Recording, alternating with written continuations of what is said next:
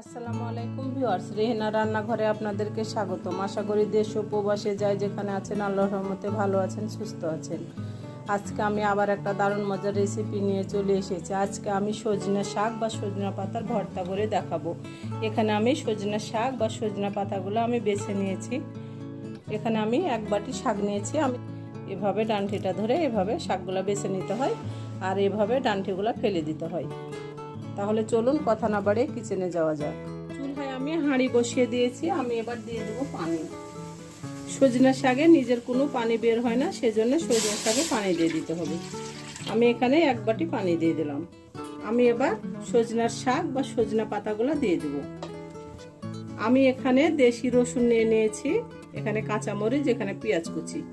আমি এখানে 4টা আমি কাঁচামরিচ দিয়ে দেব।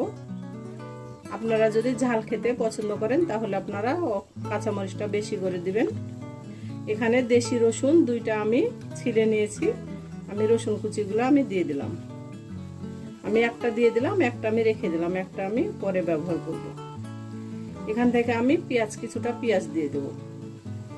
আমি কিছুটা পেঁয়াজ দিয়ে দিলাম। আমি এবার অল্প করে লবণ দিয়ে দেব স্বাদ অনুযায়ী।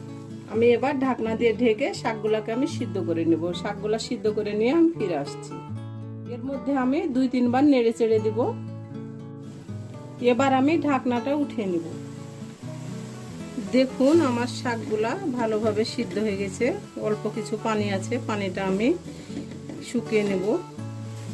সজনের শাক খাওয়া অনেক উপকার, বেশি করে ডায়াবেটিসের লোকের সজনা শাক বা সজনা পাতাটা যেভাবে সজনা পাতা রান্না করে, সজনা পাতা ভর্তা করে, সজনা পাতা গুঁড়া করে, সজনা পাতা আপনি যে কোনো তরকারির উপর দিয়ে খেতে পারেন। এটা ডায়াবেটিসের লোকের খুব উপকার। আমি এবার পানিগুলোকে এভাবে আমি শুকিয়ে নিয়ে আমি ফিরে আসছি। আমি এখন গ্যাসটা অফ করে আমি শাকগুলো আমি উঠিয়ে নেব। আমি এভাবে সব সজনা শাকগুলো উঠিয়ে নিয়ে আমি ফিরে আসছি। গ্যাসটা আমি অন করে দিয়েছি, চুলায় আমি হাঁড়ি বসিয়ে দিয়েছি। এবার আমি দিয়ে দেবো তেল।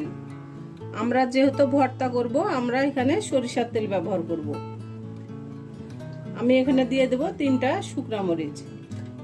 শুকনা মরিচগুলোকে আমি ভেজে নেব। শুকনা মরিচগুলো আমার ভালো করে ভাজা হয়ে গেছে। শুকনা মরিচগুলো আমি এই প্লেটে আমি উঠিয়ে নেব। এখানে একটা রসুন আছে, গোটা রসুন আছে, আমি রসুনগুলো দিয়ে দিলাম। এখানে আমার পেঁয়াজ কুচি আছে, বড় সাইজের দেশি পেঁয়াজ 5টা। রসুন আর পেঁয়াজগুলো আমি ভালো করে ভেজে নিয়ে আমি ফিরে আসছি। সজনার পাতা বা সজনের শাকের ভর্তাতে পেঁয়াজ রসুনটা একটু বেশি করে দিলেই খেতে বেশি মজা লাগে। আমি এখানে দিয়ে দেব করে আপনার 1/2 চামচেরও কম কালো জিরা। আপনারা চাইলে এখানে মাছ ব্যবহার করতে পারেন। আমি এখানে কালো জিরা দিয়ে ভর্তাটা করব। মাছ দিয়ে ভর্তাটা করলেও খেতে মজা লাগে, কালো জিরা দিয়ে ভর্তাটা করলেও খেতে মজা লাগে, কিন্তু কালো জিরাটা খুবই কম, অল্প, একেবারে অল্প সামান্য ব্যবহার করতে হবে। আমি এবার এটাকে ভেজে নিয়ে আমি ফিরে আসছি। আমার পেঁয়াজ রসুনটা আমার ভাজা হয়ে গেছে, কালো জিরাটাও ভাজা হয়ে গেছে। এবার আমি গ্যাসটা অফ করে দেব। এটাই এভাবে ভাজতে হবে, এটা বেশি ভাজার প্রয়োজন নাই। আমি এই প্লেটে আমি উঠিয়ে নেব। আমি এবার ভর্তাটা করে নেব। আমি মরিচের গোটাগুলো ফেলে দেব। আমি এখানে দিয়ে দেব স্বাদ অনুযায়ী লবণ। আমি সিদ্ধ করার সময় আমি লবণ দিয়ে আমি সিদ্ধ করে নিয়েছি। এবার আমি পেঁয়াজ রসুনগুলো আমি হাত দিয়ে একটু রসুনগুলো আমি ভেঙে নেব। দেখুন রসুনগুলো আমার খুব সুন্দরভাবে সিদ্ধ হয়ে গেছে। রসুনটাকে আমি হাত দিয়ে একটু চটকে নেব। পেঁয়াজগুলা চটকানোর প্রয়োজন নাই। পেঁয়াজগুলা এমনিতে পেঁয়াজ একটু গোটা গোটা থাকলে খেতে ভালো লাগে। আমি রসুনগুলা হাত দিয়ে আমি চটকে নিয়েছি।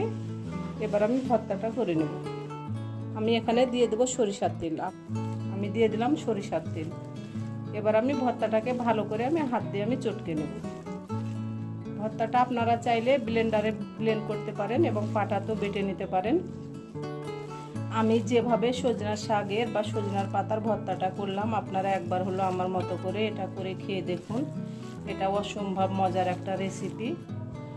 আমার রেসিপিগুলো যদি ভালো লাগে তাহলে অবশ্যই আমার ভিডিওগুলো দেখার অনুরোধ রইল। যদি ফেসবুক থেকে দেখেন তাহলে অবশ্যই একটা ফলো দিয়ে দিবেন, যদি ইউটিউব থেকে দেখেন তাহলে একটা সাবস্ক্রাইব করার অনুরোধ রইল। চ্যানেলটিতে সব থেকে বেশি প্রয়োজন আপনাদের সাপোর্টের। আপনারা যদি আমাকে সাপোর্ট না করেন, আমার পাশে না থাকেন, তাহলে আমি কোনো দিনে চ্যানেলটি নিয়ে সামনে এগিয়ে যেতে পারবো না। আমার ভর্তাটা ভালোভাবে চটকানো হয়ে গেছে, দেখুন আমি ভালোভাবে চটকে নিয়েছি। এবার আমি আপনাদেরকে পরিবেশন করে দেখাচ্ছি। হয়ে গেছে আমার পরিবেশন করা। আশা করি আমার রেসিপিটা অবশ্যই ভালো লাগবে। যদি ভালো লাগে তাহলে আমার চ্যানেলটিতে লাইক, কমেন্ট, শেয়ার করতে ভুলবেন না। বেশি বেশি করে সাবস্ক্রাইব করার অনুরোধ রইল। তাহলে আজকের মতো এখানে বিদায়। আবার অন্য কোনো রেসিপি নিয়ে আসবো। সবাই ভালো থাকবেন। আল্লাহ হাফেজ।